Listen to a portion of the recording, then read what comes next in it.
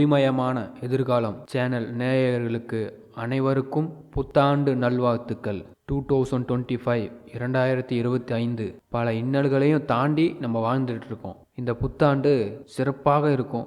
நிச்சயமா 2025ஆம் ஆண்டு என்னென்ன திருப்பங்கள் வரப்போகுது, நம்ம வாழ்க்கையில் திருப்பங்கள் அது வரட்டும், அது ஏதாவது ஒரு ரூபத்தில் கண்டிப்பாக வரும். ஆனால் திருப்பங்களை நாம் எப்படி வரவேற்கிறது?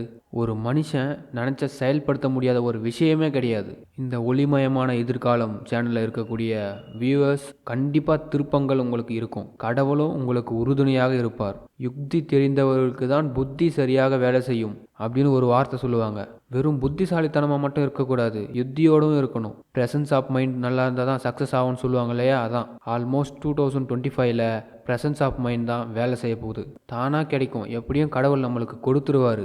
அப்படி நம்பி இருக்கிறத விட திருப்பு முனையை எப்படி கொண்டு போகிறதுன்னு யோசிங்க.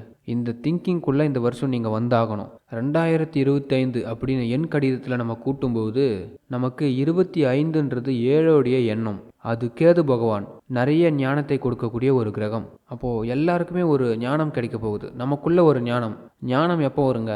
ஞானம் எப்போ கிடைக்கும்? ஒரு மனிதனுக்கு மிகப்பெரிய கஷ்டம் வரும்போது, அவனுக்கு இஷ்டமே இல்லாத ஒரு காரியத்தை செய்யும்போது தான் ஞானம் கிடைக்கும். ஒரு விருப்பமே இல்லாமல் இருக்கேன், அந்த காரியத்தை நான் செய்ய வேண்டிய கட்டாயம், அந்த கட்டாயத்தோடு நான் செய்யும்போது எந்த விதமான சந்தோஷமும் எனக்கு இருக்காது. அப்போ அவன் நினைப்பான், என்னடா இது, நம்ம வாழ்க்கையில் எதுவுமே நம்ம விருப்பப்பட்ட மாதிரி நடக்கலை, சும்மா கடமைக்கு வாழ்ந்துட்டு இருக்கிறேன். குழந்தை இருக்குது, புள்ள இருக்குது, புருஷன் இருக்கான், பொண்டாட்டி இருக்கான்னு கடமைக்கு வாழ்ந்துட்டு இருப்பீங்க. எந்த விதத்திலும் எனக்கு ஒரு நிம்மதி இல்லையேன்னு ஏங்கிட்டு இருப்பீங்க. இப்படி பல இடத்துல நம்ம சந்தோஷமா இல்லை. இந்த சந்தோஷம் இல்லைன்னும் போது தான் ஞானம் வரும். இதை எப்படி நம்ம பெறுவது? இந்த சந்தோஷத்தை எப்படி பெறுவது? அப்போ என்ன அர்த்தம்? ஞானத்தை கொடுக்கக்கூடிய வருஷமா இது இருக்கு. பல அற்புதங்கள் நடக்க போகுது நம்ம எல்லாருக்குமே. அன்பான ரிஷபராசி நேயர்களே, அதாவது பொது பழக்க வழக்கத்திற்கும் ஒரு சமூக யோகத்திற்கும் ஒரு பொது வாழ்க்கைக்கு உங்களை நீங்கள் அர்ப்பணிச்சிட்டீங்க. அதனால தான் அன்பானவங்கள் அப்படின்னு நான் எடுத்த உடனே சொன்னேன். இன்னைக்கும் தன்னம்பிக்கையோடு வாழக்கூடிய ரிஷபராசிக்காரர்கள், இனிய ஆங்கில புத்தாண்டு நல்வாழ்த்துக்கள். 2025 பிறக்குது. பல கஷ்டங்கள் உங்களை விட்டு போக போகுது. நிம்மதியை நீங்கள் பார்க்கக்கூடிய அற்புதமான ஆண்டு. நீங்கள் கேட்கலாம், ஆமாங்க இப்படியே தான் சொல்லிட்டு இருக்கீங்க, எங்கெங்கே எங்களுக்கு நிம்மதி இருக்குது அப்படின்னு நீ கண்டிப்பாக நினைக்கிறீங்க. ஓப்பனாக சொல்கிறேன், ரிஷபராசிக்காரர்கள் எங்கே நிம்மதியை விடுறீங்கன்னு பாருங்கள். நிம்மதி எங்கே கிடைக்கிறன்றதை விட நிம்மதி எங்கே விடுறீங்கன்னு பாருங்கள். நீங்கள் அதிகபட்சமாக உங்கள் குடும்பத்திற்கும் மற்றவங்களுக்காகவே சிந்தனை அதிகப்படுத்துகிறீங்க. சந்தோஷம் இந்த இடத்துலலாம் கிடைச்சிருன்னு ஒரு தவறான பாதையை போடுறீங்க. அங்கே தானே உங்கள் நிம்மதி போகுது. சுக்கிரன் ஆட்சி, சந்திரன் உச்சம், பெஸ்ட் இன்ஃபர்மேஷன் சொல்லுவாங்க. உங்களுக்கு முதல் தகவலே சரியாக தான் வரும், ஆனால் நீங்கள் அதை விட்டுருவீங்க. இப்படி நினச்சிருப்பாங்களோ, இப்படி செஞ்சுருப்பாங்களோ, என்னுடைய மேலதிகாரி தப்பாக நினைப்பாரோ, அப்படி நீங்களாக ஒரு கற்பனைக்கு வந்துடுவீங்க. இதனால தான் சில தவறுகளும் சில தோல்விகளும் ஏற்படுது. இதுதான் உண்மை. அதே நீங்கள் ஃபஸ்ட்டு இன்ஃபர்மேஷனில் இவர் இப்படி தான், இது இப்படி தான் நடக்கும், என் மனசில் நினச்சபடி உண்மை தான் அப்படின்னு நினச்சிட்டிங்கன்னா 2025 இல்லை 2055 வரையும் உங்கள் வாழ்க்கை நல்லா இருக்கும். அப்போ நீங்கள் என்ன பண்ணணும்? உங்கள் நினப்பு கரெக்டு தான், யாருக்காகவும் உங்கள் எண்ணத்தை மாற்றிக்கவே கூடாது. இதை மட்டும் முடிவு பண்ணுங்கள். இந்த ஆண்டு டாப்பில் இருப்பீங்க.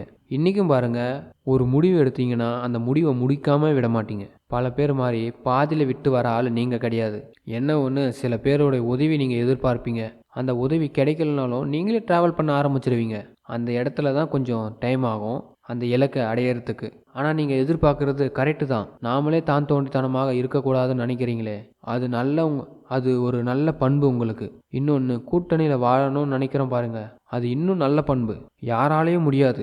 உறவுகளை வெறுக்கவோ அன்புகளை வெறுக்கவோ, அதாவது தான் மேலே வந்து பகையே கக்குனா கூட அவங்ககிட்டையும் அன்பு செலுத்தக்கூடிய அற்புதமான மனிதர்கள் ரிஷபராசிக்காரர்கள். அது நல்ல பழக்கம். இன்னும் சொல்லப்போனால் கடவுள் உங்களுக்கு புண்ணியத்தை தான் கொடுக்குறாரு, பாவத்தை கொடுக்கல. கனவுல கூட உங்களுக்கு பாவம் செய்ய தெரியாது. அப்படிப்பட்ட ரிஷபத்திற்கு இந்த ஆண்டு புது புது அற்புதங்கள் நடக்க போகுது.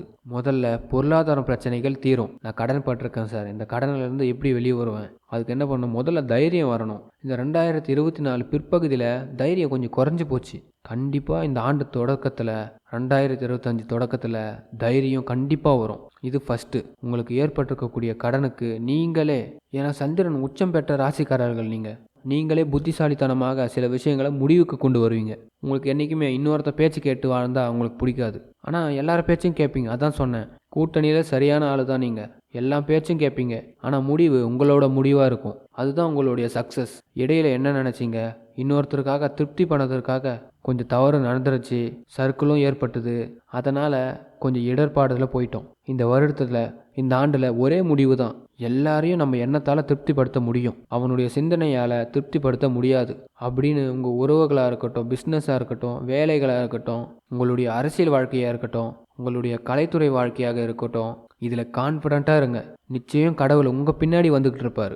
நீங்கள் அந்த தைரியத்தில் முன்னாடி போகலாம். ரிஷபராசிக்காரர்கள் தன் கொள்கையை வளர்த்து கொண்டு, தனக்குன்னு ஒரு கொள்கையை உருவாக்கி கொண்டு அதை தொடர்ந்து நீங்கள் முன்னேறி கொண்டே போனீங்கன்னா லாஸ்ட் வரைக்கும் உங்களுக்கு 90 ஆண்டு வாழ்வும் உண்டு, 90 ஆண்டுகள் வாழக்கூடிய புகழும் உங்களுக்கு உண்டு. இது கன்ஃபார்ம். அப்போது 2025 உங்களுடைய பேர், புகழ், கௌரவம் கண்டிப்பாக கிடைக்கும். கடன் தொந்தரவிலிருந்து விலகக்கூடிய ஆண்டு, ஒரு புது பரிமாற்றம், ஒரு புது யோகம் கிடைக்கக்கூடிய ஆண்டு. இந்த ஆண்டில் அரசியல் செல்வாக்கு மேலோங்கும், பெரிய மனிதர்களுடைய சந்திப்பு கிடைக்கும், பாராட்டுகளும் கிடைக்கும். ஆனால் உங்களுடைய பிஸ்னஸை இன்னும் டெவலப் பண்ண வேண்டியது இருக்கும். உங்களுடைய வேலையில் கொஞ்சம் கவனம் செலுத்த வேண்டியது இருக்கும். அதில் கண்டிப்பாக சக்ஸஸும் அடைவீங்க. ஏன்னா சுக்கிரன் ஆட்சியில் இருக்கிறதுனால ஒருபோதும் உங்களை சோர்வடைய விட மாட்டார். 10 மணிக்கு ஒரு ஒர்க்கை முடிக்கணும்னா 10 மணி வரைக்கும் இருப்பீங்க. ஆனால் 8:15 முடிச்சுட்டு கிளம்ப மாட்டீங்க. என்ன சுச்சுவேஷன் வந்தாலும் சரி. இதுதான் ரிஷபராசியோட பலம். நேரத்தையும் பலத்தையும் தனக்கு சாதகமாக வைத்து கொண்டிருக்கக்கூடியவர்கள். அது மாதிரி மற்றவர்களை மதிக்கக்கூடிய ஆற்றல் ரிஷபத்திற்கு அதிகமாகவே இருக்குது. அது மட்டும் இல்லாமல் இந்த வருஷம் இன்னும் மேலோங்கும். புதிய நட்புகள் கிடைக்கும். அதான் சொல்லுவாங்க, இன்பமான சகோதர சகோதரிகள், இன்பமான சூழ்நிலைகள், இன்பமான உறவுகளும் கிடைக்கும். அப்போ யாரெல்லாம் நம்மளை பகைச்சாங்களோ, யாரெல்லாம் நம்மளை எதிர்த்தாங்களோ அவங்களே நம்மக்கிட்ட உதவியும் கேட்பாங்க. பண விஷயத்தில் நம்மளுக்கு முன்னேற்றம் கிடைக்கும், உறவுகளிலும் நம்மளுக்கு முன்னேற்றம் கிடைக்கும். அதனால் சுப காரியங்கள் இனிதே நடைபெறும். இதில் இன்னொரு ப்ளஸ் என்னன்னு தெரியுமா? சனி பகவான் 11ஆம் இடத்துக்கு வராரு. பெரிய விஷயம். 10ல் இருந்தவர் 11th பிளேஸ் லாபத்துக்கு வராரு. அப்போ என்ன பண்ண போகிறாரு? சனியும் சுக்கிரனும் நட்பு. அப்போ சனி பகவான் 11க்கு வரும்போது லாபத்தை கொடுக்க போகிறாரு. கோர்ட்டு சம்மந்தமாக ஏதாச்சும் வழக்கு இருக்கா? ஏதாச்சும் குடும்பத்தில் பிரச்சனை இருக்கா? உங்களுக்கு ஏதாச்சும் தாழ்வு மனப்பான்மை இருந்ததா? அது எல்லாமே விலகிடும். இது ஒன்று. அடுத்தது குரு. இந்த குரு என்ன பண்ணுறாரு? உங்களுடைய ராசிக்கு 2ஆம் இடத்துக்கு போகிறாரு. பெஸ்ட்டு டைம், சுபஸ்தானம், குடும்ப கௌரவம் உயரும். உங்கள் வீட்டில் கம்பல்சரி ஒரு காது குத்தோ, திருமணமோ, ஏதோ ஒரு நல்ல செய்தி நடக்கும். கண்டிப்பாக ஒரு வாழை மரம் கட்டுற நேரம், கம்பல்சரி வீட்டு நிகழ்ச்சிகள் உண்டு. பெரிய குருமார்களுடைய ஆசீர்வாதம் கண்டிப்பாக உண்டு. அதுக்கு அடுத்தது இந்த ராகு கேதுவும் பெயர்ச்சி அடைகிறாங்க இந்த வருஷத்தில். ஆண்டுடைய பிற்பகுதியில் இவங்க 2 பேரும் பலத்தை கொடுக்குறாங்க. நீ யார் அப்படின்னு உங்களுக்குள்ள தட்டி எழுப்ப போகிறாங்க. அண்ணாமலையில் ஒரு படம், அதில் ஒரு பாட்டு உண்டு, வெற்றி நிச்சயம் இது வேத சத்தியம். பார்த்துருக்கீங்களா? அந்த பாட்டு அப்படியே மனசில் ஓட விடுங்க. என்றைக்குமே தோல்வி இல்லை. யாரெல்லாம் உங்ககிட்ட சபதம் போட்டாங்களோ அந்த சபதத்தை நீங்கள் ஜெயிக்கிற நேரம், சபதத்தை வெல்லக்கூடிய நேரம். இந்த காலகட்டத்தை இன்னும் நம்ம அழகாக வடிவமைக்கணும் அப்படின்னா ஒயிட் கலரை நிறைய யூஸ் பண்ணுங்கள். அதே மாதிரி கோல்டு கலர் நிறைய யூஸ் பண்ணுங்கள். ப்ளூ கலர் நிறைய யூஸ் பண்ணுங்கள்.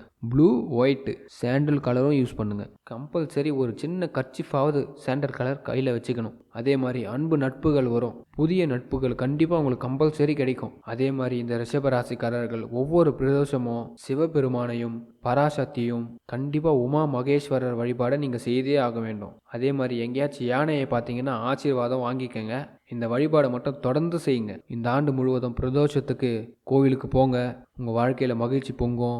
கோர்ட்டு கேஸ் சம்மந்தமான வழக்குகள்லாம் ஒரு விடிவுக்கு வரும். இந்த புத்தாண்டை பொறுத்த வரைக்கும் இந்த ஆண்டு மிகப்பெரிய கோடீஸ்வர யோகம் உங்களுக்கு உண்டு. வாழ்த்துக்கள். இந்த கோடீஸ்வர யோகம் என்றைக்கும் உங்களை தொடரும். ஒளிமயமான எதிர்காலம் சேனலுக்கு சப்ஸ்கிரைப் பண்ணுங்கள். நன்றி.